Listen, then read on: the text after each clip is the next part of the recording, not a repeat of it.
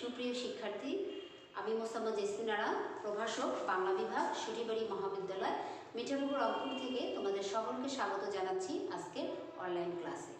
আমরা আজকে বাংলা প্রথম পত্রের পদ্য থেকে আমাদের যে সিলেবাসের অন্তর্ভুক্ত যে প্রথম কবিতাটি বিভীষণের প্রতি মেঘনাদ, সেই কবিতার আমরা কিছু অংশের আগে পড়ে ফেলেছি, তার বাকি অংশটুকু আজকে আমরা আলোচনা করব। আমরা জানি যে এই বিভীষণের প্রতি মেঘনাদ কবিতাটি মেঘনাদ বধ কাব্যের যে 9টি স্বর্গ আছে, সেই 9টি স্বর্গের যে ষষ্ঠ স্বর্গ বধ, সেই বধের কিছু অংশ আমাদের পাঠ্যক্রমে অন্তর্ভুক্ত করা হয়েছে। আমি আশা করছি এই করোনাকালীন সময়ে তোমরা সবাই সুস্থ আছো, ভালো আছো এবং সৃষ্টিকর্তার অশেষ কৃপায় নিরাপদে অবস্থান করছো। আমরা অনেকদিন পর আবার অনলাইন ক্লাসে যুক্ত হলাম এবং আমার আশা যে তোমরা সকলেই উপস্থিত থাকবে এবং সক্রিয়ভাবে ক্লাসে অংশগ্রহণ করবে।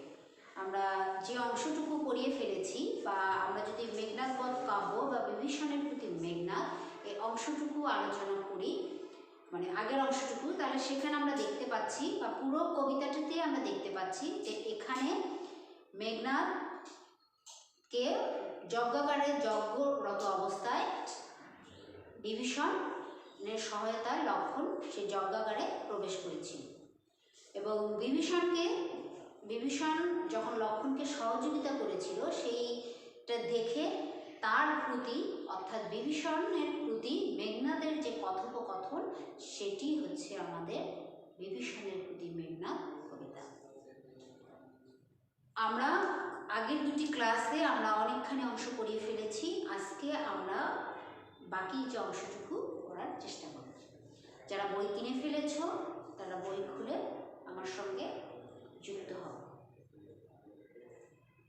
মহামন্ত্র বলে যথা নম্রশির ফণি, মলিন বদন লাজে উত্তরীলান্তি, রাবণ অনুজ লক্ষ্মী রাবণ আত্মজে। মহামন্ত্র বলে নম্রশির ফণি, অর্থাৎ মহামন্ত্র দ্বারা মানে মন্ত্র দ্বারা বিষধর সাপ, আমরা সবাই জানি যে বিষধর সাপ হচ্ছে ফণা তোলে এবং এই যে বিষধর সাপকেও তুমি মন্ত্র দ্বারা তুমি বশে আনতে পারো। এখানে বিভীষণ বা রাক্ষসপুরীর যে রাজা রাবণ, তার যে ভাই বিভীষণ বা তাদের যে বংশ পরাক্রম, তাদের যে শৌর্য, তাদের যে বীর্য, তাদের যে বীরত্ব, তাদের যে সাহসিকতা, সেটা খুব প্রখরভাবে মাইকেল মধুসূদন দত্ত তার এই মেঘনাদ বধ কাব্যে তুলে ধরেছেন এবং সেই জন্যই বলেছেন যে সেই শৌর্য, বীর্য, বীরত্বকেও মহামন্ত্র দ্বারা রাম বা লক্ষণরা তাকে বশ করে ফেলেছেন, যার কারণে বিভীষণ মেঘনাদকে সহযোগিতা না করে তার বিপক্ষ দল রামকে আর লক্ষণকে সহযোগিতা করছে এবং সেই কারণে সে মলিন বদন লাজে, তার বদন, তার মুখাবয়ব মলিন হয়ে গিয়েছিল এবং অত্যন্ত লজ্জাজনকভাবে সে বলেছে যে তোমাকে মহামন্ত্র দ্বারা তোমাকে তারা বশ করেছে। নহি দোষে আমি বৎস বৃথা ভৎস মরে, তুমি নিজ কর্ম দোষে হায় মজাইলা এ কনক লঙ্কা রাজা মজিলা আপনি। বলছে যে আমি দোষী নই, তুমি বৃথায় আমাকে ভৎসনা করছো, বৃথায় আমাকে তুমি তিরস্কার করছো।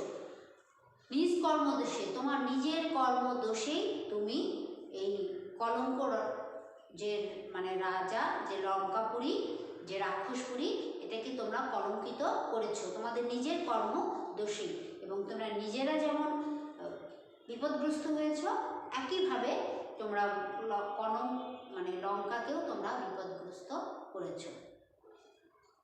বিরত সতত পাপে দেবে কুল এবে, পাপ পূর্ণ লঙ্কাপুরী, প্রলয়ে যেমনই বসুধা ডুবেছে লঙ্কা এ কাল শৈলী।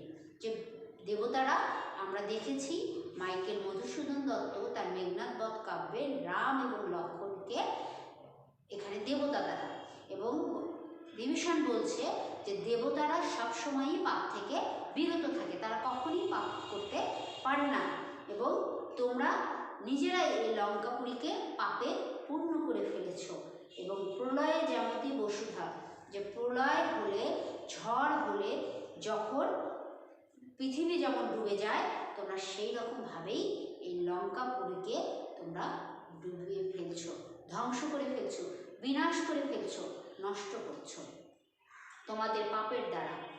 রাঘবের পদাশ্রয়ে রক্ষার্থে আশ্রয়ী তেই আমি, পরদেশে কে চাহে মজিতে। তা সে বলছে, বিভীষণ বলছে যে রাঘবের, রঘুবংশীয় যে রাম, যে লক্ষ্মণ, সে তাদেরই পদাশ্রয়ে, তাদেরই পায়ের নিচে সে আশ্রয় চাচ্ছে নিজেকে রক্ষা করার জন্য। পরদেশে কে চাহে মজিতে, তার কথা যে আমি তো কোনো দোষ করিনি, আমি কোনো অন্যায় করিনি, তাহলে আমি কেন সেই অন্যায়ের ফলভোগ করব, সেই দোষে দোষী হব।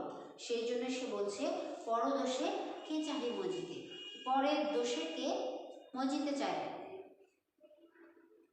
রুশিলা বাসব ত্রাস, এখানে এর আগেও আমরা পড়েছি যে বাসব বিজয়ী কাকে বলা হয়েছে, বাসব হচ্ছে ইন্দ্র, তাকে যে জয় করেছে তাকে বলছে বাসব বিজয়ী।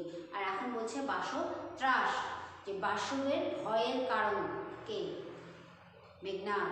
সে রুশিলা, অত্যন্ত ক্ষুব্ধভাবে, রাগান্বিতভাবে সে বলছে, গম্ভীরে যেমতি নিশীতে অম্বরে মন্ত্রে যেমতীন্দ্র কপিল কহিলা বীরেন্দ্র বলি।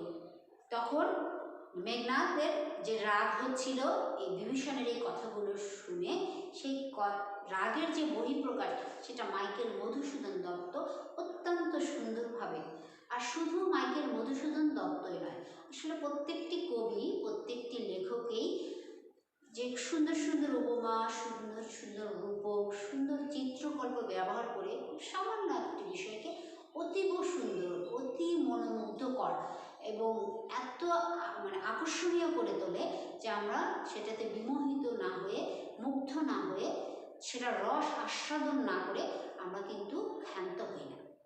কবিদের, লেখকদের, উপন্যাসিকদের কাজেই হলো এটা, আমাদেরকে রসের ভাণ্ডার তৈরি করে দেয় তারা। তাহলে এই যে বাসবের ত্রাস, এই যে মেঘনাদের যে রাগ, যে ক্ষোভ, সে যে রাগান্বিত হয়েছে, এটা কত সুন্দরভাবে মাইকেল মধুসূদন দত্ত পরের লাইনে বলেছেন, গম্ভীরে যেমতি নিশীতে অম্বরে মন্দ্রে যেমতেন্দ্র কবি। যে রাতের স্তব্ধ পরিবেশে যখন কোথাও কোনো শব্দ নাই, কোলাহল নাই, নিস্তব্ধতা, এমন সময় এইরকম পরিবেশে যদি হঠাৎ করে মেঘের গর্জন হয়, আওয়াজ হয় আকাশে, যদি ডাক শোনা যায়, ধ্বনি শোনা যায়, তাহলে কেমন লাগবে? তাহলে সেই রকম হচ্ছে মেঘনাদের রাগটা, তার ক্ষোভটা সেই রকম যে হঠাৎ করে স্তব্ধ পরিবেশে, রাতের নিশীতের স্তব্ধ পরিবেশে, অম্বর মানে হচ্ছে আকাশ, যে অম্বরে, এখানে অম্বরে, অম্বর মানে হচ্ছে আকাশ, যেমতীন্দ্র হচ্ছে যেমতীন্দ্র, তেন্দ্র যে মানে হচ্ছে মেঘের ডাক, আর হচ্ছে মন্দ্রে মানে যে ধ্বনি বা আওয়াজ। তাহলে এই যে লেখক খুব সুন্দরভাবে তুলে ধরেছেন যে সেই রকম রাগ হচ্ছিল মেঘনাদের। ধর্মপদগামী হে রাক্ষস রাজানুজ, বিখ্যাত জগতে তুমি।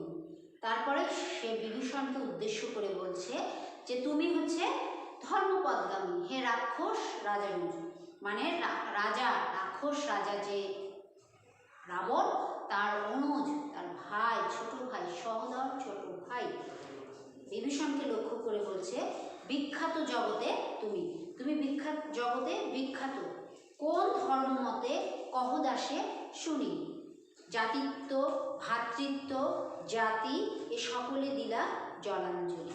যে তুমি কোন ধর্মে এই জিনিসটা আছে বা এই কথাটা আছে বা এই বিষয়টা আলোচনায় এসেছে, যে তুমি দাসকে সেই কথাটা বলো, আমি সেটা শুনতে চাই। যে যেখানে মানুষ জাতিত্ব, মানে নিজের নিজের যে জাত, ভ্রাতৃত্ব, নিজের যে ভাই, নিজের যে জাতি, এগুলো সব জলাঞ্জলি দেয়, বিফলে দেয়, নষ্ট করে ফেলে, তুমি বলো।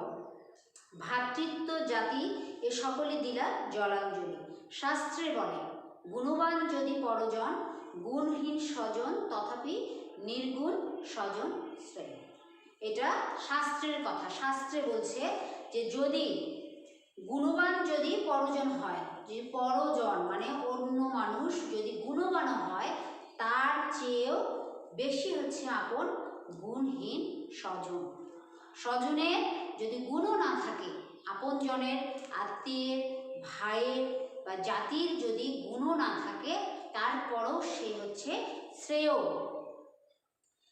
স্বজন শ্রেয়, নির্গুণ স্বজন মানে যার কোনো গুণ নাই, সে হচ্ছে তারপরও শ্রেয়, শ্রেষ্ঠ। কার চেয়ে? গুণবান পরজনের চেয়ে। কারণ তোমার যদি কোনো বিপদ হয়, আমার যদি কোনো বিপদ হয়, তাহলে আমার যারা স্বজন তারাই কিন্তু এগিয়ে আসবে। যদি গুণবান কোনো স্বজন আমার থাকে বা নাও থাকে, তারা কিন্তু আমার কাছে এগিয়ে আসবে আমার বিপদে। কিন্তু যে পরজন, যে আমার আপনজন নয়, যে আমার আত্মীয় নয়, যে আমার ভাই নয়, যে আমার জাতির নয়, আমি বিপদে পড়লে কিন্তু সে এগিয়ে আসবে না। অথচ আমি যদি বিপদে পড়ি, তাহলে আমার যে আত্মীয়, আমার যে স্বজন, সে যদি গুণবানও না হয়, সে কিন্তু ঠিকই এগিয়ে আসবে। আর যদি আমার অনাত্মীয় কেউ গুণবানও হয়, তার যদি অনেক মেধাও থাকে, গুণ থাকে, প্রতিভা থাকে, তারপরও আমার বিপদে কিন্তু সে এগিয়ে আসবে না। এটাই শাস্ত্রের কথা, এটাই বাস্তবতা। তাহলে বিভীষণ লক্ষ্মণকে সহযোগিতা করে যজ্ঞাগারে নিয়ে এসেছিল, অথচ বিভীষণ কিন্তু মেঘনাদের আপন চাচা, পিতৃব্য। কিন্তু তারপরও সে নিজের জাতিত্ব, ভ্রাতৃত্ব, জাতি ভুলে সে দেবতা লক্ষ্মণকে সহযোগিতা করেছে। সেই জন্য এই কথাটা বলেছে যে এইটা কিন্তু সে কখনোই ঠিক করেনি। কারণ যতই সে গুণবান হোক, সে কিন্তু পরজন। এ শিক্ষা হে রক্ষবর কোথায় শিখিলে? সে জিজ্ঞেস করছে বিভীষণকে, মেঘনাদ, যে এই শিক্ষা তুমি কোথায় শিখলে? কারণ এই ধরনের কোনো শিক্ষা তো আমরা শিখিনি, বা আমাদের শাস্ত্রেও নাই, ধর্মেও নাই। কিন্তু বৃথা বঞ্চিতময়, আমি বৃথাই তোমাকে গঞ্জনা করছি, ভৎসনা করছি, তিরস্কার করছি, তোমাকে দোষারোপ করছি। হেন সহবাসে হে পিতৃব্য বর্বরতা কেন না শিখিবে? যে তুমি যখন তাদের সঙ্গে বসবাস করছো, তাদের সঙ্গে ওঠা বসা করছো, তাদের সঙ্গে কথাবার্তা করছো, তাহলে তুমি কেন এই ধরনের বর্বরতা শিখবে না? কারণ স্বাভাবিকভাবে কিন্তু আমরা যাদের সঙ্গে মেলামেশা করি, যাদের সঙ্গে ওঠা বসা করি, তাদের কথাবার্তা, তাদের চালচলন, তাদের আচরণ, তাদের সব কিছুই কিন্তু আমরা ফলো করি বা অনুসরণ করি। তো এখানে সেই জন্যই বলা হচ্ছে যে লক্ষ্মণ যেহেতু মেঘনাদকে বাদ দিয়ে বিভীষণের যে হচ্ছে মানে বিভীষণ লক্ষ্মণের সঙ্গে যেহেতু ওঠা বসা করছে, তাহলে তার আচরণ, লক্ষ্মণ যেমন অস্ত্র ছাড়া মেঘনাদের কাছে অস্ত্র ছিল না, লক্ষ্মণ সশস্ত্র ছিল, সে কিন্তু তাকে যুদ্ধের জন্য আহ্বান করছে। আবার ছলনা আশ্রয় নিয়ে লক্ষ্মণ কিন্তু যজ্ঞাগারে প্রবেশ করেছে। তাহলে এই যে এই কাজগুলো করেছে, এটা কিন্তু হীন মানসিকতার পরিচয়। আর একটা হীন মানসিকতার সঙ্গে যখন আরেকজন মানুষ মিশছে, স্বাভাবিকভাবেই তারও মানসিকতা কিন্তু হীনতারই পরিচয় দেবে। সেই জন্যই মেঘনাদ বলছে যে বর্বরতা কেন না শিখিবে? তুমি কেন বর্বরতা শিখবে না? কারণ তুমি তো তাদের সঙ্গেই বসবাস করছো, অবস্থান করছো। গতি যার নিঃসহ নিঃসে দুর্মতি, যার চিন্তা ভাবনা নিচু, যার মানসিকতা নিচু, সে তার কিন্তু কাজও নিচু ধরনের হবে। আবার যার মানসিকতা ভালো, যার চিন্তা ভাবনা ভালো, তার কাজও কিন্তু অনেক উচ্চমানের কাজ হবে। আমরা আমাদের ব্যক্তি জীবনে, আমাদের সামাজিক জীবনে, আমরা পারিবারিক জীবনে যদি আমরা এই জিনিসগুলো আমরা সচরাচরই দেখতে পাবো, যে যাদের চিন্তা ভাবনা নিচু, মন মানসিকতা ছোট, তাদের কিন্তু গণ্ডিটাও খুব ছোট, তাদের কাজের ধরনটাও খুব ছোট। আবার যাদের চিন্তা ভাবনা বড়, যারা অনেক সুদূর দৃষ্টিভঙ্গি, যাদের সুদূর প্রসারী দৃষ্টিভঙ্গি, অনেক দূর থেকে অনেক কিছু দেখতে পারে বা অনেক ভবিষ্যৎ চিন্তা করে কাজ করে, তাদের দেখবে যে তারা যে ধরনের কাজগুলো করে সেগুলো ফলাফল কিন্তু সুদূর প্রসারী হয় এবং সেগুলোর ফলাফল অনেক ভালোও হয়। তো সেই জন্যই বলছে যে লক্ষ্মণের যেহেতু মানসিকতা নিচু, তার চিন্তা ভাবনা নিচু, এবং তার যে যে চিন্তা করে সে লঙ্কাপুরীকে আক্রমণ করেছে, তাহলে সেই জন্য তার যে কাজের ফলাফল সেটাও কিন্তু নিচুই হবে, এবং সেটা কিন্তু ধ্বংস ছাড়া নতুন কোনো কিছু সৃষ্টি করতে পারে না। এবং মাইকেল মধুসূদন দত্ত মেঘনাদ বধ কাব্যে রাম এবং লক্ষ্মণকে হীনভাবেই প্রকাশ করেছেন, এবং পক্ষান্তরে তিনি এই মানবরূপী মেঘনাদ, রাবণ, বিভীষণ বা আরেক যে ভাই, এদেরকে তিনি ভালো বা বীর বা বীরত্ব বা জাতিত্ব বা মানবীয় যে গুণগুলো সেগুলো তাদের মধ্যে তিনি প্রকাশ করেছেন। এটি হচ্ছে আমরা রামায়ণ বা মহাভারত যদি পড়ি, সেখানে রাম এবং লক্ষ্মণকে যেভাবে উপস্থাপন করা হয়েছে তার একেবারে বিপরীতধর্মীভাবে মাইকেল মধুসূদন দত্ত তার বিভীষণের প্রতি মেঘনাদ কবিতায় বা মেঘনাদ বধ কাব্যে রাম এবং লক্ষ্মণকে কিন্তু উপস্থাপন করেছেন একেবারে ভিন্নভাবে। এবং আধুনিক কাব্যে এটিই কিন্তু অন্যতম বৈশিষ্ট্য, যে মানবীয় গুণসম্পন্ন বা মানব নির্ভর কাহিনী যেগুলো, সেগুলোই হচ্ছে আধুনিক কাব্য। আমরা এটি, কারণ আমরা যদি রামায়ণ পড়ি, মহাভারত পড়ি, সেখানে আমরা দেখতে পেয়েছি যে সেখানে রাম এবং লক্ষ্মণকে অনেক মহৎভাবে বা দেবতার রূপে বা তাদের গুণবান হিসেবে তাদেরকে তুলে ধরা হয়েছে। কিন্তু আধুনিক কাব্যে দেবদেবী নির্ভর কাহিনী নয়, সেখানে মানব নির্ভর কাহিনী তৈরি করা হয়েছে। এবং এখানে আমরা দেখছি যে জাতিত্ব, ভ্রাতৃত্ব, জাতি, এগুলো সব মানবদের বৈশিষ্ট্য। তো সেইটাই হচ্ছে আমরা বিভীষণের প্রতি মেঘনাদ কবিতাতেও দেখতে পেয়েছি। এই জাতিত্ব, ভ্রাতৃত্ব ভুলে বিভীষণ লক্ষ্মণকে সহযোগিতা করেছে, এবং তারই নিন্দা, তারই তিরস্কার স্বরূপ মেঘনাদ কথোপকথন করেছে পুরো কবিতাটিতে। আমি আশা করছি, যদিও আমি বারবারই কিন্তু বলেছি যে কবিতাটির ভাষা একটু কঠিন, কিন্তু আমার মনে হয় তোমরা যদি একটু মনোযোগী হও বা ক্লাসে সংযুক্ত থাকো, তাহলে আমার কাছে মনে হচ্ছে না যে কবিতাটি বুঝতে তোমাদের কোনো অসুবিধা হবে। তো আমরা কবিতাটা শেষ করে দিলাম, কারণ এমনিতেই কিন্তু আমরা পিছিয়ে গেছি।